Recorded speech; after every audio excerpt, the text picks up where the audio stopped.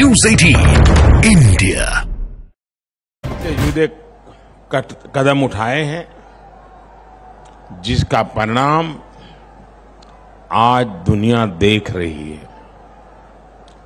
बीते 10 वर्षों में देश के 25 करोड़ लोग गरीबी से बाहर निकले हैं। ये दिखाता है कि हमारी सरकार की दिशा सही है, नीतियां सही है, निर्णय सही है और उसका मूल कारण नीयत सही है। साथियों, आज यहां पश्चिम बंगाल के विकास के लिए 7,000 करोड़ रुपए से ज्यादा के प्रोजेक्ट उसका उद्घाटन और शिलान्यास हुआ है। इनमें रेल, पोर्ट, पेट्रोलियम और जल शक्ति से जुड़ी परियोजनाएं शामिल है। हमारा प्रयास है कि पश्चिम बंगाल में रेलवे का आधुनिकीकरण उसी रफ्तार से हो जैसे देश के दूसरे हिस्सों में हो रहा है। आज जिन परियोजनाओं का लोकार्पण हुआ है उनमें जाड़ग्राम सलगाजरी तीसरी लाइन से रेल परिवहन और बेहतर होगा। इससे क्षेत्र के उद्योगों और पर्यटन को बढ़ावा मिलेगा। सौंडलिया, चंपापुकुर और डानकुनी भट्टनगर बाल्टीकुटी रेल रूट, इस पर दोहरीकरण भी किया गया है। इससे उस रूट पर ट्रेनों की आवाजाही बेहतर होगी। भविष्य की जरूरतों को ध्यान में रखकर श्यामा प्रसाद मुखर्जी पोर्ट और इससे जुड़ी 3 और योजनाओं का विस्तार किया जा रहा है। इस पर भी केंद्र सरकार 1,000 करोड़ रुपए से ज्यादा खर्च करने जा रही है। साथियों, भारत ने दुनिया को दिखाया कि पर्यावरण के साथ तालमेल बिठाकर विकास कैसे किया जा सकता है। हल्दिया से बरौनी तक 500 किलोमीटर से ज्यादा लंबी क्रूड ऑयल की पाइपलाइन इसका उदाहरण है। इसके जरिए क्रूड ऑयल को 4 राज्यों बिहार, झारखंड, ओडिशा और पश्चिम बंगाल से होते हुए 3 अलग अलग रिफाइनरी तक पहुंचाया जाएगा।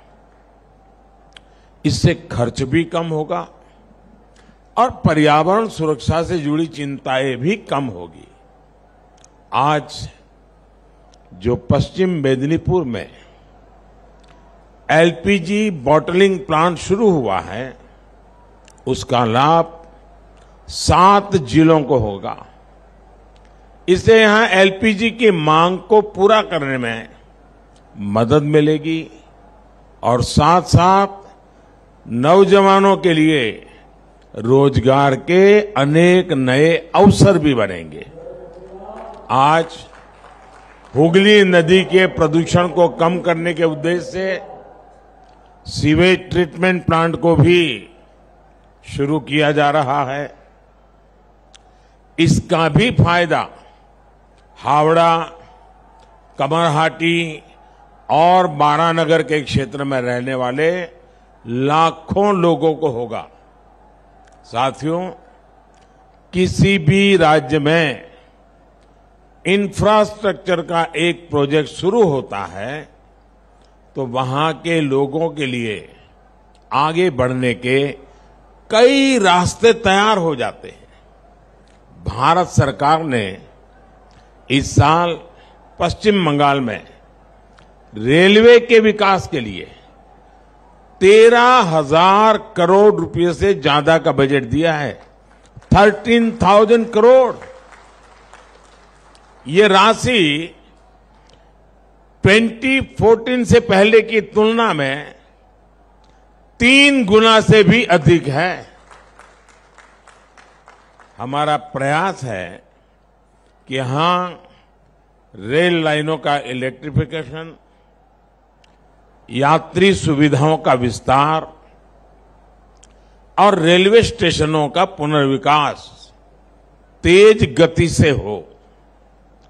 पिछले 10 वर्षों में पश्चिम बंगाल में वर्षों से रुके पड़े कई रेलवे प्रोजेक्ट पूरे हुए हैं। 10 साल में बंगाल के 3,000 किलोमीटर से ज्यादा रेलवे ट्रैक का इलेक्ट्रिफिकेशन किया गया है। अमृत भारत स्टेशन योजना के तहत पश्चिम बंगाल के करीब करीब 100 रेलवे स्टेशन, आप कल्पना कीजिए एक साथ 100 रेलवे स्टेशन का पुनर्विकास किया जा रहा है। तारकेश्वर रेलवे स्टेशन को भी अमृत स्टेशन के रूप में विकसित किया गया है। पिछले 10 वर्षों में पश्चिम बंगाल में 150 से ज्यादा नई ट्रेन सेवाएं शुरू की गई है। 5 नई वंदे भारत एक्सप्रेस बंगाल के लोगों को रेल यात्रा का बिल्कुल नया अनुभव करा रही है। साथियों, मुझे विश्वास है कि पश्चिम बंगाल के लोगों के सहयोग से हम विकसित भारत का संकल्प भी पूरा करेंगे। एक बार फिर बंगाल के लोगों को आज की परियोजनाओं के लिए मैं बहुत बहुत बधाई देता हूं।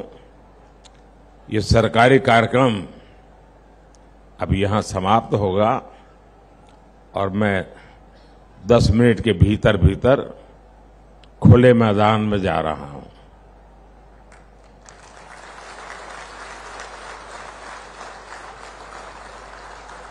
खुले मैदान का मजा भी कुछ और होता है।